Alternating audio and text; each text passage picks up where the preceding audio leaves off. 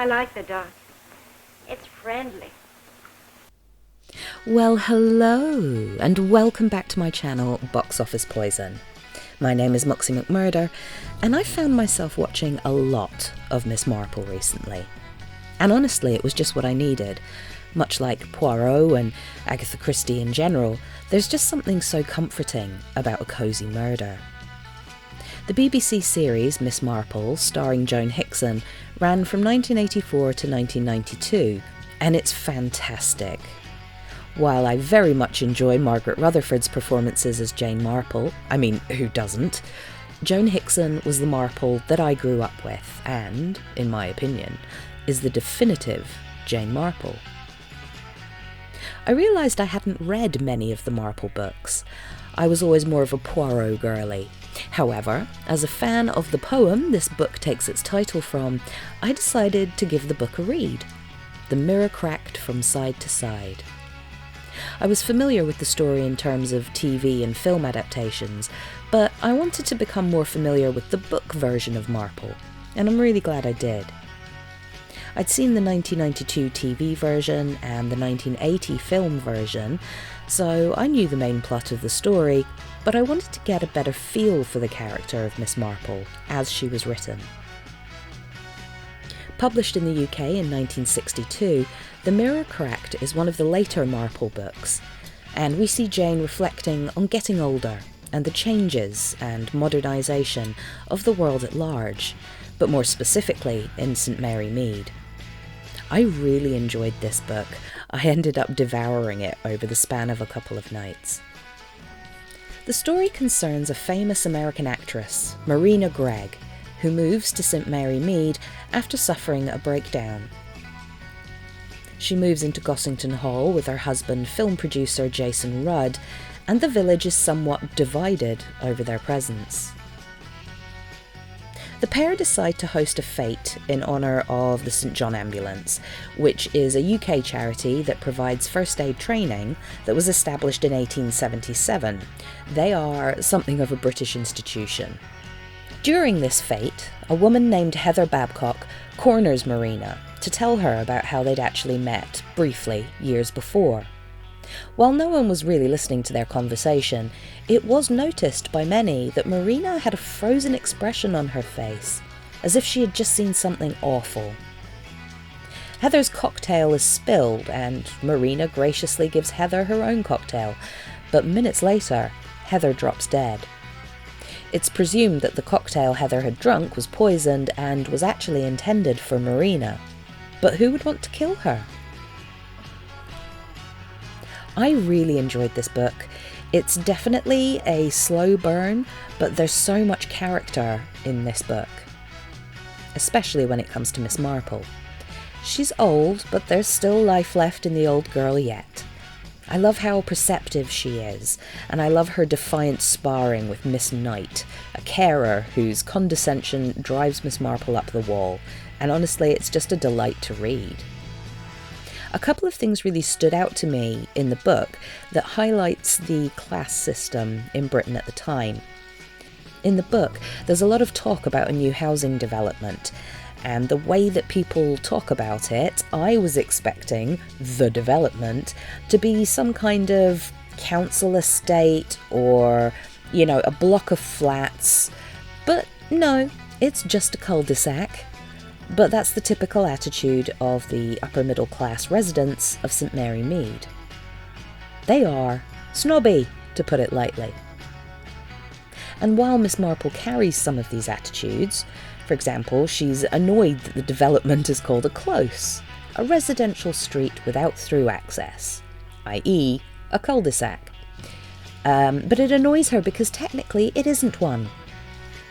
And, like many of the villagers, Miss Marple isn't keen on the modernisation of the village. Even in terms of things like big windows at the butcher's that displays the meat on these stainless steel shelves. And one resident in particular is appalled at the fact that people are expected to go round the shelves themselves in the new supermarket.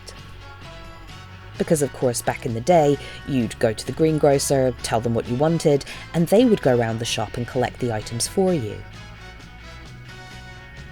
However, when it comes to people, Miss Marple is a little more worldly, and with that comes some empathy and also a shrewdness. Miss Marple shook her head. They aren't really new subjects. It's human nature I'm interested in, you know? And human nature is much the same, whether it's film stars, or hospital nurses, or people in St Mary Mead. Or, she added thoughtfully, people who live in the development. I'm going to be talking about the TV adaptation, the book, and the film version of The Mirror Cracked, and so there will be spoilers. Please proceed with caution.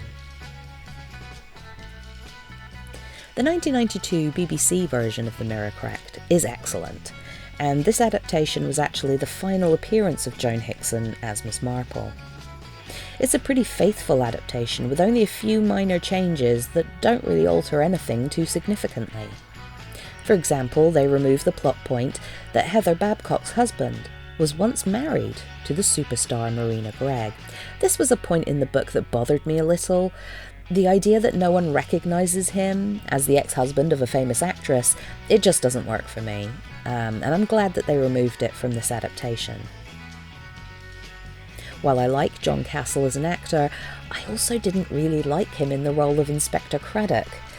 He comes across as vaguely sinister and not really at all like he is in the book. But of course, really, we're here for Joan Hickson, and she really is wonderful as Jane Marple. She manages to nail the character, although she's not quite as verbally feisty as in the book, but Hickson's Marple certainly isn't toothless. The 1980 film version of The Mirror Cracked was directed by Guy Hamilton, who is probably best known for his James Bond films, and also, for the Agatha Christie fans, he's known for the Poirot adaptation Evil Under the Sun, starring Peter Ustinov. This version of the story is a lot of fun, if only for the amount of fun that the cast seem to be having. Speaking of the cast, in this film version we have Elizabeth Taylor, Kim Novak, Rock Hudson, Tony Curtis, and Angela Lansbury as Jane Marple. The Mirror Cracked was initially planned as the first of 3 films to star Lansbury as Miss Marple, but perhaps due to the lukewarm reception of this film, they never got off the ground. And to be honest, that's probably for the best. In the New York Times, Lansbury said she played the part of Marple absolutely straight. I'm trying to get at the woman Agatha Christie created, an Edwardian maiden lady imbued with great humanity and a mind of tremendous breadth. She's very exactly described in the books as tall, pale-complexioned, with twinkling blue eyes and white hair. Not a fat galump of a creature at all. I base my performance on that. Also, on the fact she has a tremendous alertness and curiosity allied to a great appetite for murder. Angela Lansbury was made up to look much older than she really was. She was only 55 at the time. And sadly, as much as I love Angela Lansbury, and trust me, I really do, she's no Jane Marple. And it isn't a bad performance so much as that that's just it, it's a performance. When I watch Joan Hickson, I believe that she's Jane Marple. But Lansbury looks and sounds too much like she's on the stage as opposed to on film. Maybe that's the issue for me. But it is a lot of fun. Taylor and Novak chew the scenery, and fun fact, Pierce Brosnan pops up in a blink and you'll miss it role. And this was actually his film debut. This version of the story has a lot of changes from the book. For a start, in this version, Miss Marple is at the St John Ambulance fete, whereas in the book, she doesn't attend, and she only hears bits and pieces of information about what happened that day from her friends who were there. Which just goes to show how canny Miss Marple is. She wasn't even at the event, and just from hearing other people's opinions and stories, she's able to piece things together. There's also no ex-husband of Marina Gregg nonsense, concerning Heather Babcock's husband. And there's a bit of a change in terms of the ending, but we'll get to that in just a second. It's revealed that Marina Gregg poisoned Heather Babcock. Years ago, when Heather met Marina the first time, Marina was pregnant, and Heather had rubella, which used to be called German measles, but I don't think we call it that anymore. Rubella is dangerous for pregnant women as it can cause birth defects, and in this particular case, caused Marina's baby to have an intellectual disability, and she was institutionalized. It's actually pretty hard to hear people talk about disability the way they do in the book, and actually in the various adaptations as well. There's this idea that it's a tragedy, and that it was directly responsible for Marina's breakdown, hence murder. But these days, people don't really seem to talk about disability in the same ways, particularly when it's disabled children. You know, their lives aren't over. Children don't get institutionalized these days simply because they're disabled in some way, and rightly so. It's not some big tragedy, it's not the end of the world, it just means you have to adapt. There have been many rumours that Agatha Christie based this particular plot point with the rubella based on a real-life person's experience. For those who don't know, Jean Tierney was an actress who was very popular in the 40s and 50s. This is your reminder to go watch Laura, The Ghost and Mrs. Muir, and of course, Leave Her to Heaven.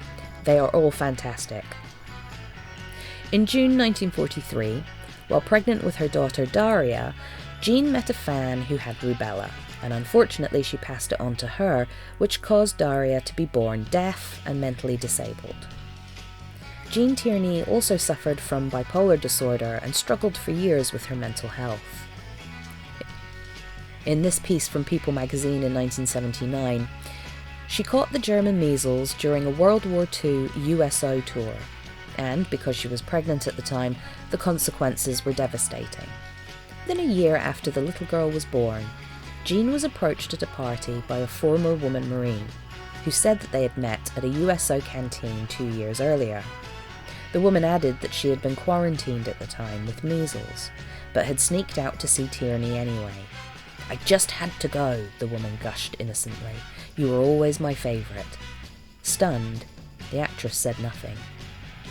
Tierney's friend and ex-boyfriend Howard Hughes, yes, that Howard Hughes, famed film producer, aerospace engineer and pilot, paid for Daria's medical expenses and made sure that she always received the very best of care.